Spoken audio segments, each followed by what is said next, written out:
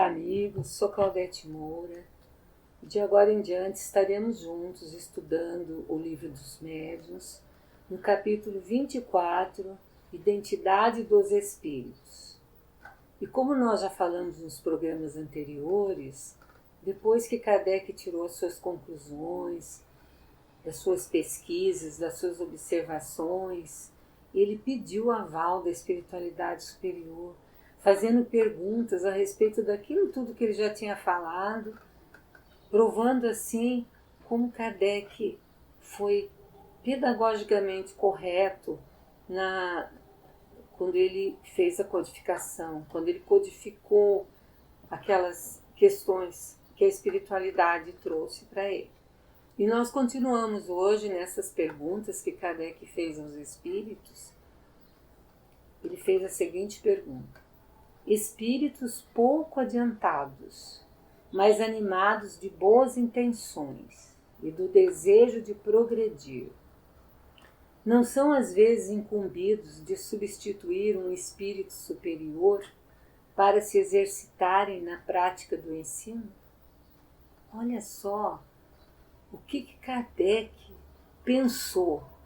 Tá bom, são só os bons espíritos que podem substituir os bons, porque eles têm identidade de pensamentos, a mesma solidariedade, o mesmo grau de elevação.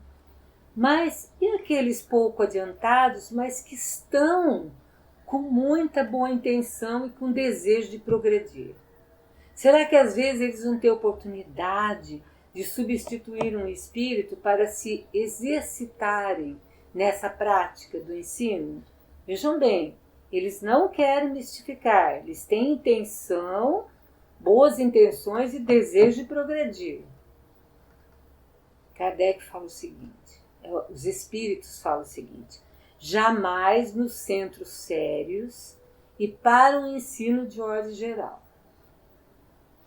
Então esses espíritos inferiores ainda, pouco adiantados, mas que estão querendo progredir, eles não vão substituir os espíritos superiores jamais nos centros sérios.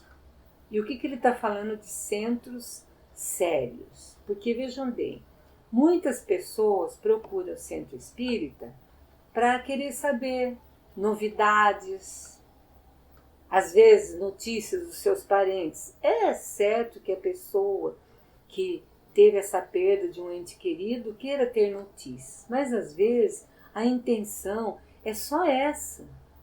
Ela não quer saber de mais nada, ela não quer ali estar na oração, ela não quer compreender as causas que levaram àquela perda, mas ela só quer saber o que a pessoa está fazendo, onde está, se a pessoa está bem. E muitas pessoas procuram centros espíritas para saber das suas conquistas pessoais. E isso jamais os espíritos superiores vão se subordinar a isso. Então, nos centros sérios, ninguém vai chegar, nenhuma mensagem dita de um espírito superior, dando consultas individuais, conselhos, que podem até levar as pessoas, às vezes, a erros. Eu lembro muito bem que um companheiro espírita nos contou uma vez que ele sempre se pautava assim, pela seriedade dos espíritos que traziam as mensagens. Ele tinha muita seriedade nesse ponto. Mas aconteceu algo na família dele, um problema lá com imóveis, e estava uma pendência muito grande. E a mãe dele atormentou tanto ele, que era para ele fazer uma consulta com os espíritos para saber desenrolar aquela história, e ele fala que infelizmente ele cedeu à mãe. Sabe, pedido de mãe é difícil, né? A gente não atender. E ele cedeu. E ele fala que o arrependimento dele foi tão grande, porque ele foi instruído de uma maneira que o negócio deu tudo errado. Ou seja, não foi um espírito sério que o instruiu. Ele tomou a vez de um espírito sério e passou a instrução. Então, nos centros espíritas sérios, jamais vai acontecer isso, de um espírito pouco adiantado passar uma mensagem substituindo um espírito superior. Para isso, eles vão ser orientados no plano espiritual até que eles tenham alcançado uma evolução, né? Os que o fazem é por sua própria conta. Então, eles não estão tutelados por aquele espírito que eles dizem. Eles fazem por própria conta deles e para se exercitarem, trazendo a marca da sua inferioridade, sendo aproveitados para as comunicações de segunda importância e para as comunicações pessoais. As comunicações que não vão influir tanto, bom, daí pode. Mas não que eles estão substituindo um espírito superior com o aval deles, mas eles estão com boa intenção e querendo acertar. Daí sim, comunicações de segunda importância, que não vão influir tanto num trabalho da casa, que não vão influir tanto num comportamento pessoal. E as pessoais, que é quando eles vêm falando alguma coisa da vida da pessoa, pedindo, geralmente consolando das aflições que as pessoas estão passando. Daí sim, mas não para dar mensagens sérias. E para o ensino de ordem geral, jamais também, porque esse ensino de ordem geral é própria dos espíritos superiores. Kardec continua perguntando aos espíritos: as comunicações espíritas ridículas são às vezes entremeadas de boas máximas. Como resolver essa anomalia que parece indicar a presença de espíritos bons e maus? Às vezes, uma comunicação, como diz Kardec, ridícula, está entremeada de boas coisas, de bons conselhos, né? Mas essa comunicação, ela é ridícula. Então, como resolver essa anomalia? Por quê? Quando a gente ouve, parece que é um espírito bom falando. Mas conforme vai a mensagem sendo dada, a gente percebe também que tem traços de inferioridade. Como resolver isso aí, né? Como pensar? Os espíritos respondem: espíritos maus ou levianos também se metem a sentenciar, mas sem perceberem o alcance do que dizem. Eles também chutam. Eles falam o que nós queremos ouvir às vezes, porque muitos de nós queremos ouvir algo que dê certeza daquilo que nós estamos fazendo. Que o nosso orgulho não permite que a gente enxergue o caminho que nós estamos trilhando. E esses espíritos levianos às vezes vêm e eles falam: não, vocês estão certos, faz assim mesmo, vai. E até nos dão instrução: olha, cuidado com o outro, faz isso, procura evitar, ou então faz alguma coisa para o outro. Eles não têm, às vezes, muita noção. Os levianos, porque os maus não, né? Os espíritos falam o seguinte: espíritos bons e maus não se misturam. Então, não adianta. Se uma mensagem vem com alguma coisa boa, mas ela é ridícula do ponto de vista geral, então é porque ali não tem espírito bom, não. Tem um espírito que já está querendo se elevar, ou se ele está procurando fazer algo melhor, e daí, mas ele se deixa trair pela sua inferioridade. Pela constante uniformidade das comunicações é que se reconhece a presença de espíritos bons. Que a comunicação de espíritos bons, ela não é cheia de altos e baixos. A comunicação de um espírito bom é sempre séria, né? E uniforme. Ela não vacila, ela não oscila com coisas boas e com coisas que incitam a erros, ou com coisas levianas, fúteis.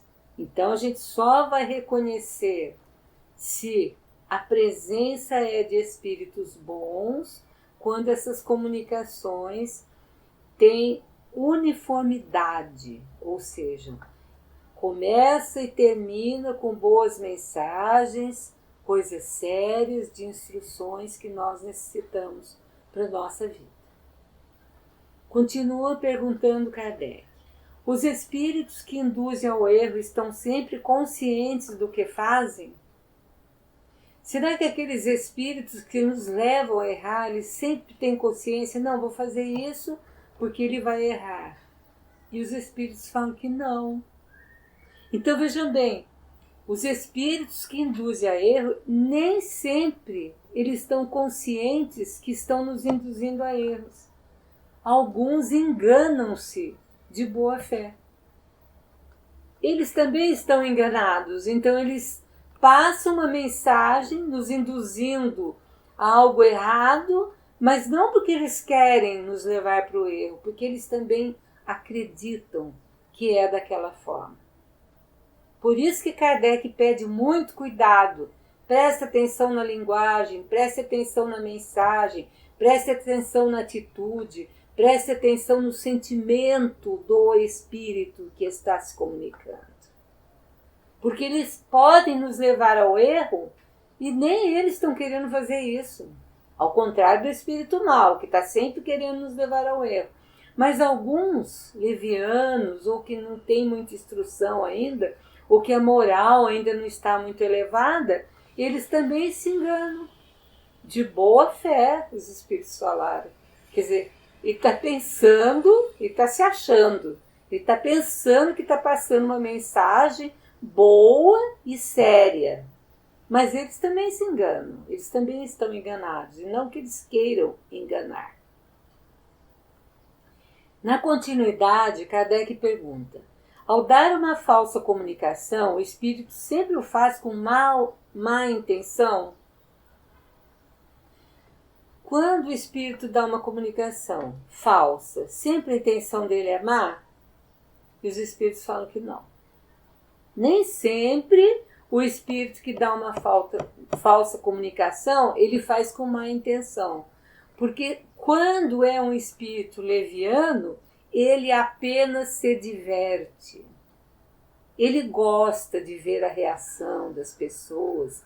Às vezes ele gosta de chocar. Ele gosta de trazer algo que as pessoas fiquem assim. Eles se divertem. Ele se diverte com a credulidade das pessoas, que acreditam em qualquer coisa que eles falam.